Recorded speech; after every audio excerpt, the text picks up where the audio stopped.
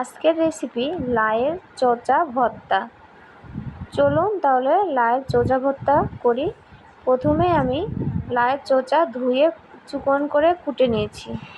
এবার আমি রসুন ও পেঁয়াজ ছিলে দিলাম। কড়াইয়ে আমি পরিমাণ মতো তেল দিলাম। একটি ফ্রিজে আমি রসুন কুচি, পেঁয়াজ কুচি আর কাঁচা মরিচ নিয়েছি। এটা এখন আমি একে একে তেলের ভিতর রসুন, কাঁচা মরিচ ও পেঁয়াজ কুচি দিয়ে দিলাম। দিয়ে এটা আমি ভালোভাবে নেড়ে চেড়ে হালকা ভেজে নেব। এবার আমি কেটে রাখা লাউয়ের চোচাগুলা দিয়ে দিলাম। এবার আমি সামান্য হলুদ গুঁড়ো দিচ্ছি, তারপরে পরিমাণ মতো লবণ দিয়ে দিলাম। এবার আমি আলতোভাবে লাউয়ের চোচার সাথে যে রসুন কুচি, পেঁয়াজ কুচি, মরিচ কুচি আছে এগুলো ভেজে নিই। এবার আমি ঢাকনাটা দিয়ে দিলাম। কিছুক্ষণ পর আমি ঢাকটা তুলে ফেললাম। এবার আমি এটা ভালোভাবে নেড়ে চেড়ে ভেজে নেব।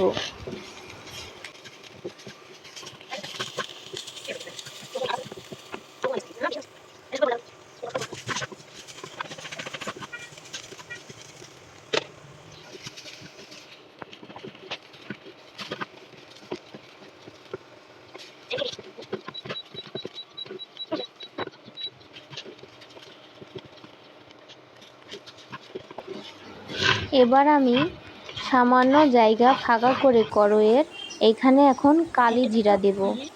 এবার আমি কালি জিরাটা প্রথমে সামান্য টেলে নেব। কিছুক্ষণ পরই এটা পটপট করে ফুটে উঠবে। এবার আমি সবগুলো একসাথে মিশিয়ে ভালো করে ভেজে নেব। কখনোই চুলার জাল জোরে দিয়ে এগুলো ভেজে নেওয়া যাবে না। আস্তে আস্তে চুলার জাল কমিয়ে আস্তে আস্তে আমরা এগুলো ভেজে নেব। আমার লাউয়ের চোচা ভাজা শেষ। এবার আমি এটা শিলপাটায় পিষে নেব।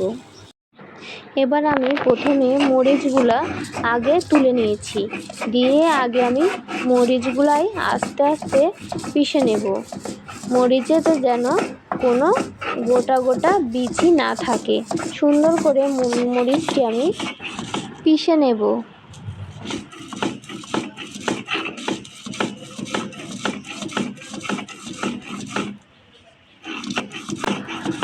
এবার আমি হাত না লাগিয়ে চামচের সাহায্যে মরিচটি ভালো করে এক জায়গায় করে আবারও একইভাবে মরিচটি পিষে নেব। আমার মরিচটি পিষা শেষ। আমি এখন লাউয়ের চোচাগুলা পিষে নেব।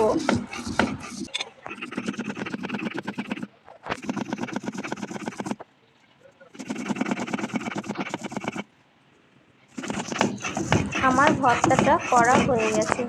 দেখুন লাউয়ের চোচাতে কত সুন্দর একটি ভর্তা হয়েছে। এই ছিল আজকে আমার রেসিপি।